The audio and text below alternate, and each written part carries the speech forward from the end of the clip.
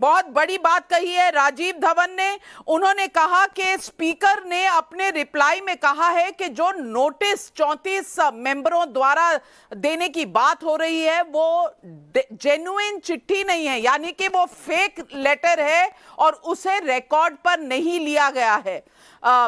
What will be the proof of genuineness, ये जज पूछ रहे हैं। तो बड़ी बात राजीव धवन कह रहे हैं कि स्पीकर की तरफ से कि जो उनके खिलाफ नोटिस दिया गया है वो फेक है, वो जेन्युइन नहीं है, सच्चा नहीं है, झूठा नोटिस है, उसे रिकॉर्ड पे लिया ही नहीं गया।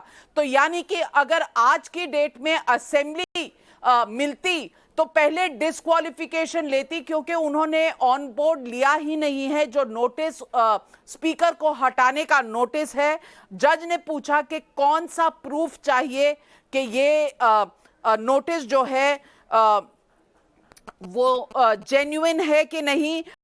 शिंदे की तरफ की वकील ने कहा कि ये जेन्युइन नोटिस है, इसे बाय हैंड दिया गया था, इस पर स्टैंप भी मौजूद है।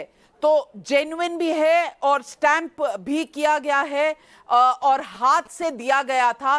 तो इस बात में कतई कोई दो राय नहीं हो सकती। ये वकील एकनाथ शिंदे की तरफ से कह रहे हैं। अंकित जी, मैं आपको चाहूंगी कि आप आगे की कार्रवाई बताएं और कोर्ट में इस वक्त जो हमारे पास खबर आ रही है वो हम दर्शकों के सामने रखें। ये पूरा, नाविका जी बहुत बहुत शुक्रिया, पूरा आर्गुमेंट जो है वो इस बात पर है कि डेप्यूटी स्पीकर ने जिस तरीके से जो उनके खिलाफ 34 रेबल बागी एमएलएज ने जो पिटीशन दायर करी थी कि आपके ऊपर विश्वास नहीं है, उसी को यहाँ पर डेप्यूटी स्पीकर के वकील ने कहा कि वो जेन्युइन नहीं। उसके ऊपर एक आर्गुमेंट करी गई कि वो बिल्कुल ठीक है क्योंकि उसके ऊपर स्टैंप लगा हुआ है। और साथ ही साथ ये भी कहा गया कि देखिए, ये जो पूरा सवाल है अगर जो सुप्रीम कोर्ट ने पूछा कि अगर उनके खिलाफ, डेप्यूटी स्पीकर के खिलाफ ही सवाल उठाया जा रहा है तो ये वो खुद जज कैसे बन के उसे तय कर सकते हैं और उसको खारिज कर सकते हैं। इसी पर राजीव धवन ने कहा है हम इस पर एफिडेविट फाइल करके रिप्लाई करेंगे।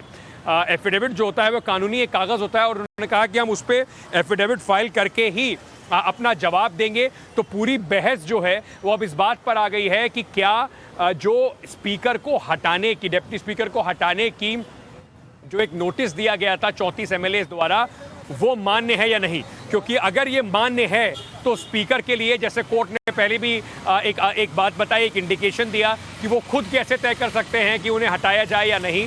और दूसरा जो बड़ा सवाल इसमें पूरा बन जाता है कि अगर ये मान्य नहीं है तो फिर जब भी असेंबली बैठेगी तो असेंबली उस पर डेप्यूटी स्पीकर का जो पहला ऑर्डर ऑफ बिजनेस, पहला काम करने का जो उनका पूरा मुद्दा होगा, वो मुद्दा इस बात पर होगा कि क्या इन 16 लोगों को हटाया जा सकता है या नहीं हटाया जा सकता। ये पूरा जो बहस है अब इस पर आ जाएगी। गौरव के पास चलते हैं सीधे। गौरव, जो डेप्टी स्पीकर ने फैसला लिया था और हटाया था, ये पूरा जो खारिज कर दिया था उसको लेकर अब पूरी बहस कहीं ना कहीं अब बीच में बन गई है।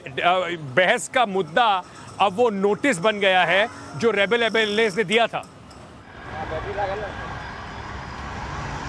बिल्कुल, देखिए उसकी वैधानिकता पर सवाल खड़े हो गए हैं और राजीव धवन की तरफ से जवाब दिया गया कि जो पहली बात तो मेल भेजा गया वो रजिस्टर्ड ईमेल के जरिए नहीं भेजा गया, ये साथ ही साथ लेजिस्लेटिव ऑफिस यानी कि विधानमंडल के दफ्तर में नहीं भेजा गया, जबकि डेप्यूटी जो स्पीकर होते हैं वो एक न्यायिक क्षमता में कार्य करते हैं और उनके दफ्तर में ही किसी चीज़ को भेजा जा सकता है। ऐसे में राजीव धवन ने यह भी जानकारी दी कि एक वकील हैं विशाल आचार्य, उनकी तरफ से जो है वो नोटिस जो है भेजा गया था। अब ऐसे में जो जस्टिस कांत हैं उन्होंने पूछा कि क्या ये डेप्यूटी स्पीकर ने पता किया था कि ये किसकी तरफ से, क्या सदस्यों ने ही ये चीज़ भेजी है। तो इसके बारे में धवन ने कोई जवाब न देते हुए कहा कि इस मामले में वो सीधे जो है एक एफिडेविट दाखिल करेंगे।